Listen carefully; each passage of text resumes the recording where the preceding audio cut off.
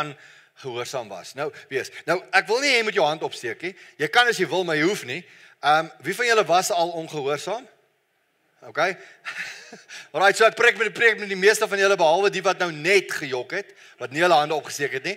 So almal wat nie hulle hande opgesteek het nou net gejok, jy was nie gehoorsaam gewees nie. So ja, is 'n grappie. Maar ons almal was al gehoorsaam en baie keer dan dink jy ek kan ongehoorsaam wees maar met rede. Maar reg, kan ek net 'n woord sê en al die Suid-Afrikaners sal verstaan? Sanral. As ek net sê Sanral, dan weet julle almal waarvan ek praat. Hulle het op ons highways hierdie mooiste gates gebou en ons vertrou as ons onderdeur ry en die flashes neem ons af dat ons hulle gaan geld gee. En toe sê hierdie volk van ons nou wys. Ons betaal genoeg belasting, ons betaal genoeg dit, ons betaal genoeg en Sanral sukkel. Nou is die hele tolsystem gone. Want julle het nie betaal nie. Ja. Eintlik was ons almal ongehoorsaamig aan die wet. Maar ons het gevoel, ons gaan nie. Dalk is jy van julle wat daai disks gaan koop het en jy betaal nog al die pad. Baie geluk. Mooi so. Ek wil jou graag op my vriendekring hê. Dat ek ook kan leer om gehoorsaam te wees. Nou, as jy ongehoorsaam is, dan is daar gewoonlik 'n konsekwens, né? Daar's 'n ek weet toe ons kinders was, ek praat van my ouderdom en dalk so 'n bietjie jonger en ouer, onthou julle die konsekwens van ongehoorsaamheid was gewees, my ma het altyd hierdie gesegde gehad, as ek jou boude warm maak, dan smelt die was in jou ore, dan hoor jy beter. So sy het ons van onder af warm gemaak en dan loop dit deur jou lyf en dan smelt die was in jou ore, dan luister jy. Dit was die filosofie gewees. Daar was 'n filosofie in ons huis met reg van slaat nou, vra later. Partykeer is ons al 5 deurgedraf oor een van ons, en ek gaan nie name noem nie, ek gaan nie vingers wys nie, maar een van ons was nie gehoorsaam nie, en dan kry al 5 van ons, of 3 van die 5 wat betrokke was, kry pak slaag. Maar om gehoorsaam te wees aan God is tog iets wat ek en jy graag wil doen. Dis anders as Sanral. Jy wil bitter graag wil jy in alle opsigte aan God gehoorsaam wees. En voor ek gaan aangaan, wil ek vir jou net bietjie agtergrond gee oor waar trek ons en waar is ons. Ons het nou verlede week gepraat nog in Eksodus 3 en 4 oor Moses en die brandende bos en wat ook al. Ons gaan nou net so bietjie skiep. Ons gaan net so bietjie fast forward na Joshua toe. So intussen het Moses toe nou gepraat en Moses het die spreekbuis geword tussen God en mens en ons het wonderlike goed ontdek van Moses dat die Here sê vir ons, hy het met Moses gepraat soos 'n mens met sy vriend praat. Moses was 40 dae op 'n berg gewees wat hy met God gepraat het, soveel so dat hy so in God se teenwoordigheid gekom het toe hy afkom met sy hele gesig, sy alles het geblink dat die mense moes gesê het, Moses gaan bietjie op dims, hy is op brights, né? Nou daar 'n tyd verbygegaan, hierdie Moses is nou dood, en nou moet iemand by hom oorneem, en ek het nogal dink die self-doubt wat daar gaan wees in 'n ou se naam soos Joshua. Nou moet hy hierdie Moses, hierdie ou hy's nou die nuwe leier van die volk, en hy moet hierdie volk, moet hy nou lei in gehoorsaamheid aan God, maar hy het ook die kennis, want hy was een van 2 ouens, wat die beloofde land ingegaan het, van die hele volk, wat uit Egipte land uitgetrek het, die res is almal nou dood. Hulle het almal langs die pad hulle is weg. En hierdie nuwe volk moet nou onder 'n nuwe leier, en dis net hy en Caleb wat basies wat 40 jaar terug ook by die rand van die Jordaan gestaan het en die verspieders is uitgestuur waarvan hulle 2 was, en hulle 2 is die ouens wat gesê het, laat ons ingaan, laat ons trek, laat ons gehoorsaam wees aan God, en die ander 10 het gesê, wow, hierdie ouens is te groot. Ons kan nie gehoorsaam wees aan dit wat God vir ons sê nie. En hy hele volk het uitgesterf. Nou dis die agtergrond. So Joshua 1 het ons te doen met Joshua wat in die plek van Moses leier word. Joshua 2 stuur hy weer 2 verspieders uit. Dalk het hy by Moses geleer, né? Moenie 12 stuur nie. Stuur net 2. Né? En hy het daai 2 verspieders baie mooi uitgecheck. En toe vat hy hierdie 2 verspieders en hy stuur hulle in Jerigo in. En nou kom die hele storie van Rahab wat julle almal ken. Ja, Rahab en die rooi tou en al daai goeters het nou daar gebeur. Dat die belofte. Josua 3 het ons die deurtog deur die Jordaan. En nou kom ons in Josua 4 en ek gaan Josua 3 dalk net vir jou, ek wil dalk net so 'n stukkie vir jou lees, net die eerste 5 verse van Josua 3 voor ek by Josua 4 kom en ek wil hê jy moet nie gou saam met my volg. Josua het môre vroeg in Sittim af vertrek en by die Jordaan aangekom, hy en al die Israeliete, so dis nou nog voor die Jordaan gaan staan het, en hulle daar oorgebly voor hulle deur die rivier sou trek. Na 3 dae het die beamptes die kamp deurgegaan, en aan die volk beveel, wanneer julle sien, die Levitiese priesters dra die verbondsark van die Here, julle God, moet julle van julle staanplekke af vertrek en die ark volg, sodat julle kan weet watter pad om te gaan. Hoor hoe mooi is hierdie. Hy sê, volg die ark wat die Leviete dra, sodat julle kan weet watter pad om te loop. Laat dit net gou so 'n bietjie insink. Hoor julle wat sê God vir ons? Volg my en volg my teenwoordigheid, want dit was die simbool van die ark, sodat jy kan weet watter pad om te loop. Mooi, né? Hy sê, maar daar moet 'n behoorlike afstand wees tussen julle en die ark, omtrent 900 meter, moenie te naby kom nie. Hy sê, Josua het vir die volk gesê, reinig julle, hoor hoe mooi is hierdie, hy sê, reinig julle, want môre gaan die Here wonders doen tussen julle. Dis mooi, hè? Reinig jou, kry jouself reg, want God gaan wonderwerke doen. Daar's 'n verwagting.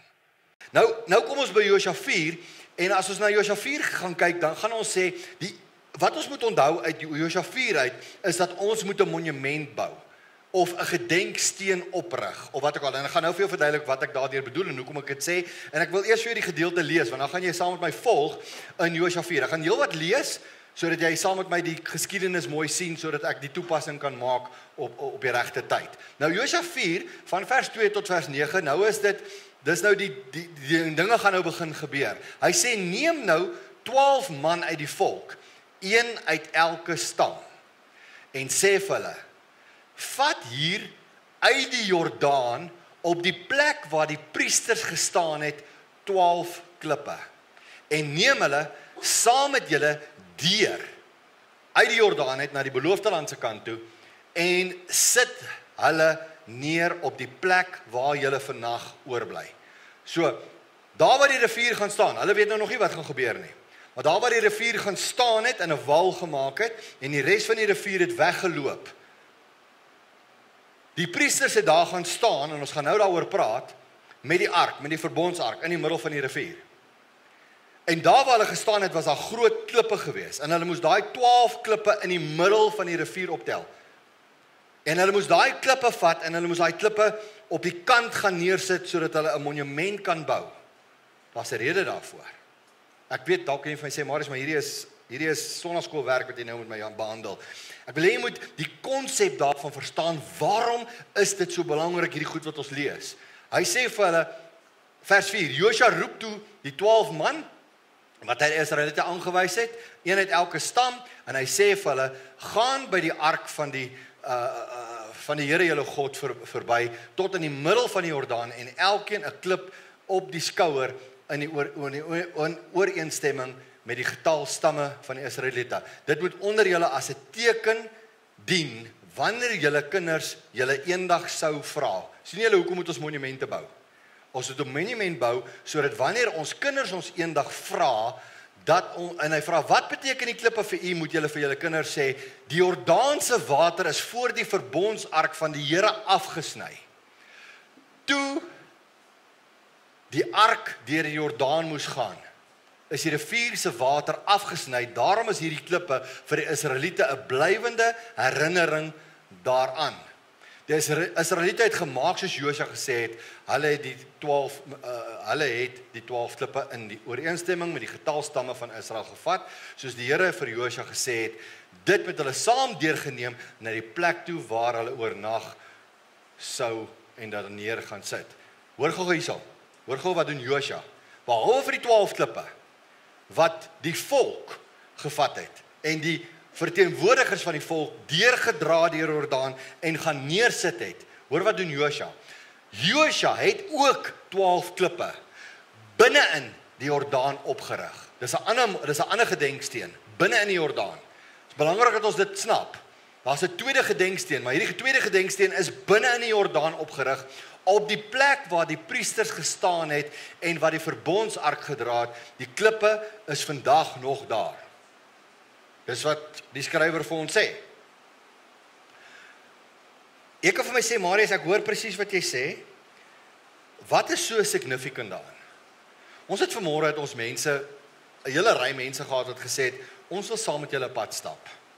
Ons wil saam met julle nader aan die Here beweeg. Ons wil saam met julle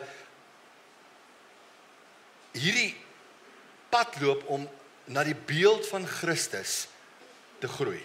En ek glo dat jy as lidmaat wat vandag hier so sit, of jy as besoeker, of jy as persoon, wie jy ook al is, dat daar ook in jou hart is daar 'n honger om saam met die Here 'n pad te loop en so aan. Nou, ek weet nie waar jy in jou lewe nie. Ek weet nie wat in jou lewe aangaan nie. Ek het jou dalk vanoggend vir die eerste keer ontmoet, of ek ken jou dalk al vir jare, jy is dalk al jare by ons in die kerk, en maak nie saak nie. Waar is jy in jou lewe en die plek waar jy is, sê die Here vandag vir jou, daar waar jy nou is, sit 'n gedenksteen op in die middel van die krisis wat jy nou is, sodat jy kan onthou waar jy nou is. Jy sien, wat vir my significant was van die priesters, en ek het dit al in 'n vorige preek gesê, en as mense wat nou aandag my daaraan herinner het, maar gesê, Marius, ek het nooit so dit gesien nie, en ek wil hê jy moet net, as deel van hierdie preek, moet jy dit net gou saam met my ervaar. Onthou, die priesters het die ark op hulle skouers gedra, en hoor gou wat sê die woord, en hier kom gehoorsaamheid in. Toe hulle loop met hierdie ark, hy sê, het die rivier nog in sy vloed geloop, van wal tot wal, want dit was oestyd geweest, dit was die tyd van wat dit nou in ons land is, die tyd van reën, die tyd van riviere wat loop, en daar is dis nie 'n stroompietjie, wat hulle net kon gesê het, nee, gaan kyk wat sê die woord sê, die rivier het van sy wal tot sy wal, het hy gestroom, geloop, en nou loop hierdie priesters, en die Here sê, sodra julle voete in die rivier sit, sal die rivier gaan staan. Okay, so, imagine jy is daai priester, nou loop jy loop en die rivier loop, jy loop en die rivier loop, en jy loop en die rivier loop, en jy loop, en die rivier loop nog steeds, en nou moet jy in geloof, jou voet vorentoe sit, en om in die water sit, want dan sal die rivier gaan staan. Ek kan gehoorsaam wees, al lyk die omstandighede nie altyd asof dit so moet wees nie. Ek moet die tree gee. Ek moet in gehoorsaamheid optree. Die oomblik toe daai priester se voet raak, toe staan die rivier. Hy maak 'n wal aan hierdie kant. Die karpe swem in die wal vas. Nee, en die ander is move, daar gaan hulle. En hy vloei weg. Dat dit droog is. En hier dam het op. Kan jy imagine die krag van God? Maar die krag van God lê in my en jou gehoorsaamheid. Die uitwerking daarvan lê in my en in jou gehoorsaamheid. Want toe die rivier gaan staan, toe kon hulle, en nou staan die priesters daar, en Josua sê, vat van daai klippe wat julle nou 'n paar sekondes terug nie gesien het nie, vat van dit en bou vir julle gedenksteen, dat julle kan onthou. Vat van daai klippe buitekant toe, dat jy kan onthou wat ek vandag gedoen het. Want jy sien, as jy in jou omstandighede die gedenksteen oprig in die middel van jou krisis, sal jy onthou na die tyd. En daai gedenksteen in die middel van jou krisis is vir jou. Is vir jou om te onthou. Maar jy weet, jy vat ook 12 klippe buitekant toe vir jou kinders. Vir ander mense wat nie glo nie. Vir ander mense wat gaan sê, waarvoor is hierdie klippe? Waarvoor staan daai hoopklippe daar? Daai hoopklippe is 'n getuienis dat God in omstandighede voorsien het. Dat God deurgekom het vir ons. Sien jy daai ronde klippe? Dis rivierklippe. Hulle kon nie soontoe gespoel het nie. Ons het hulle soontoe gedra, want ons wil vir jou wys wat God kan doen. Dis getuienis. Jy moet jouself herinner waar jy nou is, sodat jy kan ingaan. Bou 'n gedenksteen binne in die rivier. Dra die klippe saam met jou. En dan kom ons in Josua 4 vers 20. Daai selfe klippe word weer opgetel. En dit word weer geskuif. In Josua 4 vers 20, nadat hulle daar gesit het wat hulle oornag het, toe sê die Here vir hulle, vat nou hierdie klippe en skuif dit na Gilgal toe. Skuif dit, want daar gaan ek groot goeders doen met julle. Daar gaan julle gehoorsaamheid tot uiting kom. En by Gilgal is die besnydenis weer ingestel vir 'n tweede keer. En in Josua 4 vers 20 lees ons, Josua het die 12 klippe wat hulle uit die Jordaan saamgebring het, in Gilgal opgestel. En daar het hy 'n monument vir God gebou, 'n gedenksteen vir God gebou. En julle, ek wil vir julle sê, dat as ek en jy nie in ons lewens gedenkstene gaan opsit, waar God ons deurdra in moeilike tye nie, gaan ons vergeet wat God vir ons gedoen het. As dit met jou sleg gaan, bou 'n gedenksteen.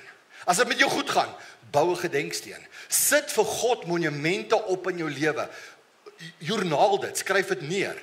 Kry vir jou gebedsverhoringsboek. Wat jy ook al doen, jy hoef nie net elke keer te gaan klippe soek of wat ook al en dit op 'n hoop pak nie. En dan is jou hele erf 'n rotstein. Al wat ek net vir jou wil sê is, kry vir jou 'n manier wat jy jouself kan herinner wat God vir jou gedoen het. As ek en jy wil gehoorsaam wees, is dit wat ons moet doen.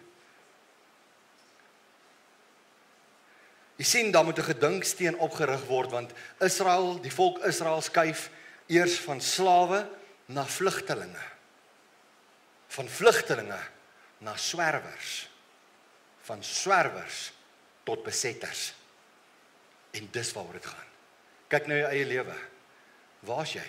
Is jy dalk nog 'n slaaf van iets? Is daar iets wat jou oorheers? Is daar een of ander iets wat jy mee sit, wat jy mee wil breek, maar jy kry dit nie daarmee gebreek nie, iets wat vir jou belangrik is, wat jy voel, hierdie ding hou jou terug, dit kan 'n verslawing wees, dit kan een of ander iets wees wat jy bly doen, maar jy weet jy moet dit nie doen nie. Jy's 'n slaaf daarvan. En jy moet losbreek van dit. En jy moet 'n vlugteling word, die wegvlug van hierdie goeters af. Dan swerf jy rond, maar jy moet bly monumente bou, dat jy kan onthou waar God jou deurgedra het. En uiteindelik as jy in die beloofde land kom en jy word 'n settelaar, dan iemand wat 'n oorwinnaar word. Want dis wat Israel nou geword het. Hulle het nou deur die Jordaan getrek. Hulle is nie meer swerwers nie. Hulle is nie meer ongehoorsaam nie. Hulle is nou gehoorsaam aan God. Moses kan hulle nie soontoe gelei het nie. Josua moes. En Josua lei hulle soontoe, en die Here sê op 'n stadium, as jy Josua 3 en 4 gaan lees, asseblief doen jouself 'n guns, gaan lees hierdie ding bietjie aandagtig, sê hy, en Josua het in daardie dag, verskoon my, andersom, en God het daardie dag Josua groot gemaak voor die hele volk, want hy was gehoorsaam. Hy het gedoen wat God van hom verwag het. Hy het presies gedoen. Nou word die besnydenis ingestel, en baie van die vertalings sal nou vir jou sê, die tweede besnydenis. Dis nie heeltemal reg nie. Dis die eerste keer wat die volk besny word langs die pad. Dit kan nie die tweede besnydenis wees nie. OK.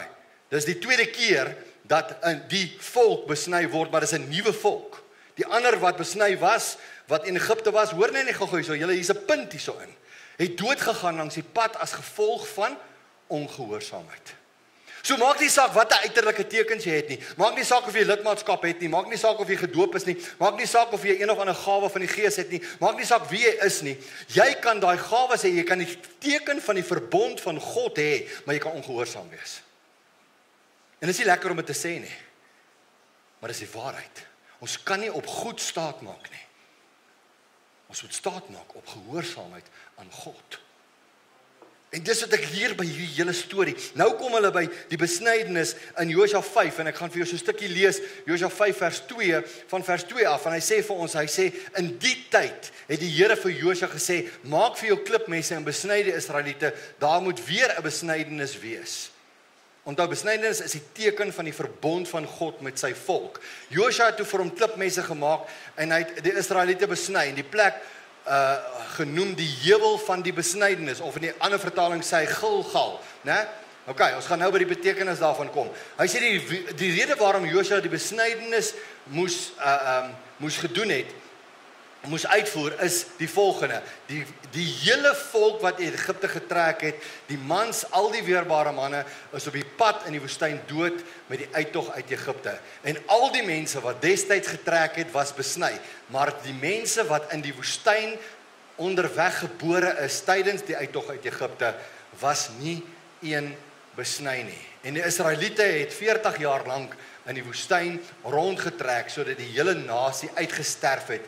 Dit wil sê, die weerbare manne wat uit Egipte getrek het en ongehoorsaam was aan die opdrag van die Here, hy het destyds 'n eed afgelê, dat hulle nie die land sou sien, wat hy met 'n eed aan hulle voorvaders beloof het, om aan hulle te gee nie, 'n land wat oorloop van melk en honing. Hierdie is sad, julle. Dis 'n sad gedeelte hierdie. Dat die Here 'n volk moes laat uitsterf langs die pad, nadat hy aan hulle belofte gemaak het, want net 'n paar maande nadat hulle getrek het, nie eens heeltemal 2 jaar nadat hulle uit Egipte uitgetrek het nie, was hulle al reeds aan die randjie van die beloofde land gewees, en weens ongehoorsaamheid het die Here gesê, terug woestyn toe, julle gaan almal doodgaan. En nou is hierdie nuwe volk, en ek dink hierdie volk het 'n les geleer. Hierdie volk het iets wat hulle moes geleer het. My pa en my ma is langs die pad dood. Al die ooms, al die sterk ooms wat die army was, is almal dood. Want hulle het nie na God geluister. En hierdie vers is eintlik hartverskeurend as jy dit lees. En ek wil vir jou vra, hoeveel keer is dit waar van my en van jou lewe dat God my wil seën, maar ek is nie daar om deur hom geseën te word, want ek is ongehoorsaam. En dan sê mense, ja, God is onregverdig. Nee, ons is ongehoorsaam. Wat 'n groot verskil. Hy sê daardie mense se kinders in hulle plek gestel en vir hulle het Josua besny, want hulle was nog nie besny nie. Hulle is nie langs die pad besny nie, weens higiëniese redes.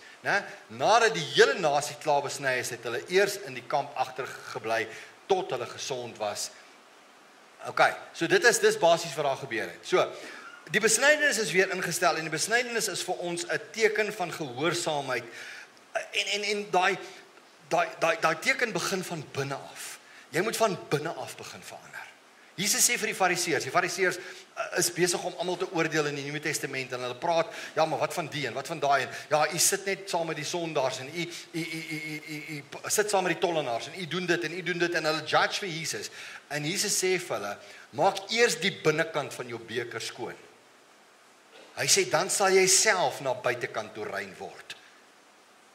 Want jy sien die Fariseërs wat buitekant was, hulle mooi skoon, hulle het die wet mooi onderhou en het al die regte goed gedoen, maar binnekant was hulle vrot. En die change moet van binnekant af kom. Want as ek binnekant verander, as ek my monument binne inbou, binne in myself bou, gaan hy na buitekant toe gaan. En ek moet 'n gedenksteen vir God opsit. Ek kan vir my vra, Marius, joh, hierdie is harde woorde wat hier genoem word. Numeri 4 vers 2 tot 5. Gaan lees dit asseblief. Dis waar die volk hulle self verset het. Ek gaan nou terug. Ek reverse nou. Numeri is voor Josua. So jy gaan nou terug in geskiedenis as jy Numeri gaan lees. En ek wil net hê jy moet net maak dit 'n nota daarvan in jou kop of skryf dit neer of wat ook al. Numeri 4:14 vers 2 tot 5. Gaan lees dit. Dis die oomblik toe na die verspieders. Toe die volk gesê het, hoor gou hoe ver het hulle gegaan. Ons sal nie deurgaan nie. Ons glo meer aan die 10 ongelowiges as aan Moses en Aaron en die gelowiges in God. Kom ons stel vir ons 'n leier aan om terug te gaan Egipte toe. Ons gaan eerder slawe wees as wat ons vry is in God se genade. Julle, ons sê dit dalk nie met ons monde nie, maar ons doen dit baie keer. Numeri 14 vers 2 tot 5 sê waar hulle bymekaar kom. Hy sê kies vir ons 'n leier om ons terug te vat na Egipte toe. Nou daar's 'n gevolg van ongehoorsaamheid. Die gevolg van ongehoorsaamheid is dat hulle gesterf het. Dat hulle omgekom het hier in hierdie woestyn. Gaan lees ook dit in Numeri 14 vers 21 tot 24. Skryf vir jou gou-gou neer dat jy dit gaan lees of neem 'n foto met jou gou-gou van die skerm of wat ook al of Shamaine sal dit vir ons post of wat ook al. Maar ons moet die besluit neem en ek wil begin klaarmaak. En ek wil ons vat na 'n punt toe van die hele rede is hoekom ons hier is ons wil almal weet hoe. Is dit nie so nie? Maar dis okay. Ek like die teorie. Ek hoor dit jy gesê het. Ek hoor nou wat jy vir my sê om te doen, maar hoe? Hoe? Sê vir my hoe. Hoe kry ek dit reg? En dis die groot vraag. Nou binne in jou boekie, as jy 'n boekie by jou het, kan jy nou by bladsy 21, bladsy 23, verskoon my, kan jy oopmaak, by punt 5. Ok, so net so voor daar by die notas, die laaste punt op hierdie bladsy, kan jy gaan kyk. As jy nie 'n boekie het nie, onthou om vir jou enetjie te kry, anderster kan jy gou op die bord volg. Ek wil hê jy moet, ons gaan nie nou net kyk na die gevolge van ongehoorsaamheid nie, maar ons moet kyk na die gevolge van gehoorsaamheid. En ek wil hê dit moet intref in jou hart in. So, hoe? Wat is die gevolg van gehoorsaamheid? Ok, wanneer ek na God luister, die gevolg van gehoorsaamheid aan God is, dat die vyand sal vrees. Gaan lees bietjie Josua 5 vers 1, hy sê al die volke, al die konings wat aan die kant die Jordaan was, elkeen van hulle, het gesidder en gebewe, want hulle het geweet dat God met hierdie nuwe volk is. Hoekom? Want hulle was gehoorsaam. Hulle het gedoen wat God gesê het. Hulle het hulle voete in die Jordaan gesit. Jordaan het gaan stil staan. Hulle het deurgetrek. Hulle het op God se opdrag die gedenkstene gebou sodat hulle kan herinner word dat hulle gehoorsaam moet wees. Hulle het gegaan en 'n gedenksteen opgesit vir hulle kinders, dat hulle kinders eendag sal kan onthou. As 'n kind daar rond hardloop daar oor 'n paar jaar, pappa, mamma, waarvoor is daai klomp klippe? My kind, kom ek vertel vir jou van die dag toe ons deur die Jordaan gegaan het. Pappa, mamma, ons moet gedenkstene opsit sodat die vyand kan vrees as ons God se arm in beweging het en hou. Die tweede ding is die smaad van Egipte word uiteindelik verwyder. Die vlek, die smaad is soos 'n vlek. Dit is die bevlekking of die verlede of die letsels van die verlede word verwyder. Julle, as ons gehoorsaam is, sal God die letsels van die verlede verwyder. As jy in jou verlede gaan leef, leef jy in die vyand se idee van wie jy is. Maar as jy in God se oorwinning leef, as jy in gehoorsaamheid leef, dan vat God die smaad weg, hy vat die letsels weg, hy vat die bevlekking weg, wat die sonde op ons het. Ek is nie meer 'n slaaf nie, ek is 'n oorwinnaar. Ok, nommer 3. Hy verplaas daai smaad met 'n fees. Want, julle, die Bybel is net mind-blowing oulik. Dis net, ek lees baie keer goed, nou dan gaan ek die binnekant in my, gaan ek ontplof. Kadwang. Ek het nie veel breinselle nie, maar dan ontplof die 3 wat ek het ook nog. Wat het Israel gevier net voor hulle uit Egipte uitgetrek het? Die Paasfees. Die lammetjie is geslag. Die bloed is aan die deurkosyne geverf. Dit was hulle teken van oorwinning. Daai volk trek uit Egipte uit deur die Rooi See. En al hierdie goed gebeur met hulle. En die nuwe volk, toe hulle deur die Jordaan trek en God weer water oopmaak voor hulle, wat vier hulle? Die Paasfees. Die teken van die lam van God. Is julle saam met my? Wow. En mense sê, hierdie goeters is coincidence, Afrikaans coinkydink. Dit is nie.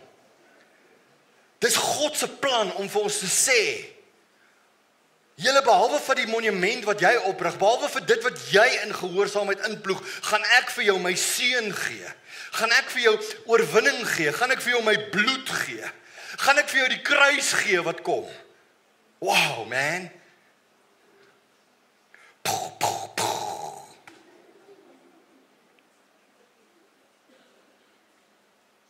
Uit die fees uit gaan hulle in gehoorsaamheid in. En die Bybel sê, hulle daarna geëet van die beloofde land. Sien julle die groei? Want hy die heeltyd, toe hulle getrek het, hulle ouers en hulle getrek het, hulle die heeltyd gesê, eendag gaan ons die beloofde land kry. Nou is hulle daar. Ek sê altyd vir paartjies wat trou, vanaand vir die girls, want kyk, enige meisie, vandat sy 3 jaar oud is, beplan sy al haar huwelik. Presies, hoe gaan dit lyk, hoe gaan haar rok lyk, hoe gaan haar man, en dan moet ons nou by daai standaarde van haar droom uitkom op 'n manier. Hè? Maar ek sê altyd vir die bruide, ek sê, voor die trou, dan sê ek vir haar, onthou, jy het nog altyd gesê, eendag as ek trou, vandag is jou eendag. Kan jy imagine dat jy vandag by jou eendag staan, in gehoorsaamheid by God? Dat jy so kan groei, dat jy vandag by jou eendag kan staan. Eendag. En weet jy, toe hulle eet van die vrug van die land, daar's 'n volwassenheid wat ingetree het, en dis wat jy moet van hierdie punt moet onthou, daar het 'n volwassenheid ingetree. Ons kan nie gehoorsaam wees aan God, as ons nie geestelik volwasse word nie, as ons nie besig om geestelik te groei nie. Wat gebeur, toe hulle geestelik volwasse word? Die manne hou op. Die spoon feeding hou op, want jy moet nou self eet. Hè? Die oomblik toe hulle eet van die land en 'n geestelike diepte in hulle inkom, toe sê die Here, okay, nou gaan ek op 'n manna gee. Nou het julle nie meer nodig dat ek vir julle elke dag meel gee wat in die ligheid val nie. Julle gaan nou self werk daarvoor. Dis geestelike groei. Die manna hou op en eers toe hulle gehoorsaam is. Josua moes eers gehoorsaam wees. Hy moes eers sy roeping vind. Hy moes eers deur die Jordaan trek. Hy moes eers die gedenkteken oprig. Hy moes eers die volk vat na Gilgal toe. Hy moes eers die besnydenis toepas. Hy moes gehoorsaam gewees het aan God. En as jy vir my vra, Marius, hoe? Hier's jou stappe. Gaan volg hierdie stappe. Want hier verduidelik die Bybel vir ons, stap vir stap verduidelik hy vir ons. Hoe ons gehoorsaam aan God moet wees. Want jy sien, en hier kom dit weer. Nadat hulle so gehoorsaam was, punt 6, toe ontmoet Josua die man met die swaard. Het julle die volgorde gesien? As 'n klomp goed wat ek moet doen, om in gehoorsaamheid met God te leef, dat ek die man met die ontblote swaard kan ontmoet. Dat hy betekenis in my lewe kry. Wie is die man met die ontblote swaard? Hy stel hom voor as die leerowerste van die weermag van God. Dis niemand anderster as Jesus Christus, wat aan die ander kant van die Jordaan vir sy volk gewag het. Weet jy hoe lang wag hy al? 38 jaar. Hy wag al 38 jaar dat sy volk moet luister. Hoe lang moet God vir my wag? Dis die vraag wat ek myself gevra het. En toe hy daar in die teenwoordigheid kom van hierdie man met die ontblote swaard, die leerowerste, toe sê hy vir hom, trek jou skoene van jou voete af, want nou is jy op heilige grond. Die grond is nie heilig nie, die grond self is vervloek. Die grond self bring dorings voort, maar in God se teenwoordigheid is die grond heilig, en moet ek my skoene uittrek. Want ek staan voor hom. Wie het nog sy skoene uitgetrek? Moses by die bos, voor God. Gaan doen 'n keer Bybelstudie, gaan voer in op jou Google, jou YouVersion Bybel, of op jou eSword, of wat ook al jy het op jou rekenaar, gaan voer 'n bietjie in, trek die skoene van jou voete af. Net daai frase, dan gaan kyk jy hoe verkeer gebeur het in die Bybel. Dat as mense God ontmoet, is daar nie net 'n uiterlike iets wat gebeur nie, maar as 'n innerlike change. There's something that changes inside me.